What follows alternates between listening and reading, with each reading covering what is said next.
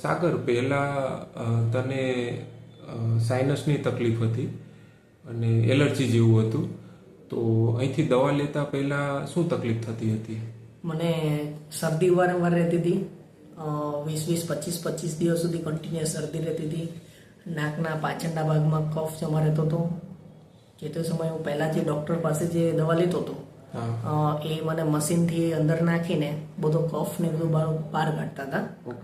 કફ કાઢ્યા પછી થોડો ટાઈમ મને સારું રહેતું હતું. ફરી પાછું મને થોડો ટાઈમ જાય દવાના ડોઝ પ્રમાણે સારું રહેતું હતું. ફરી પાછી મને વારંવાર થઈ જતી હતી. ઓકે. અને કઈ એલર્જી હતી તને? કોઈ ડસ્ટિંગ કે કોઈ પાવડર, કંઈ ધૂળ માટી કે એવું કંઈક ઉડે તો મને એ વારંવાર થતું હતું.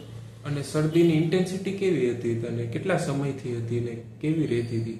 મતલબ ખાસો મને શરદી તો 1.5-2 વર્ષ સુધી કન્ટિન્યુઅસ રહી છે. સતત રહી છે. ઓકે. અને શું થતું હતું શરદીમાં?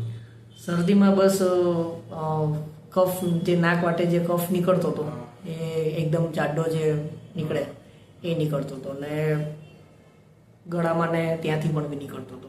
કન્ટિન્યુઅસ રહેતો હતો. ઓકે. અને સવારમાં જાગે ત્યારે કશું થતું હતું? ના, ત્યારે તો નહીં, પણ મતલબ કફ નીકળે એમ. કફ નીકળે 2 વર્ષથી સતત હતું? કન્ટિન્યુઅસ મને રહ્યું છે. ઓકે. અને અહીંથી એના માટેની દવા લીધી હતી, સાઇનસ ને એલર્જી માટેની, તો એ દવા લીધા પછી શું થયું? ઘણો બધો મને ફરક પડ્યો છે. મતલબ ઘણા ઓછા સમયની અંદર મને રિકવરી મળી છે. ઓકે. શું થયું દવા લીધા પછી? દવા લીધા પછી મને એક તો કફ જે છે એ ઓછો થઈ ગયો. જે છીકો થતી હતી, વારે ઘડીએ મને જે શરદીઓ જે થતી હતી એમાં ઘણો બધો ઓછી થઈ ગઈ છે. ઓકે. ઓકે. અને આ સારું થયું કેટલા વર્ષથી તને તકલીફ નથી થઈ?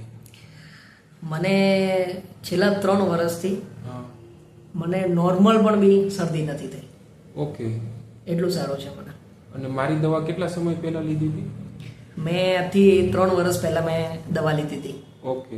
તો 3 વર્ષથી શરદીની તકલીફ બિલકુલ પણ બી નથી મને શરદી. ઓકે.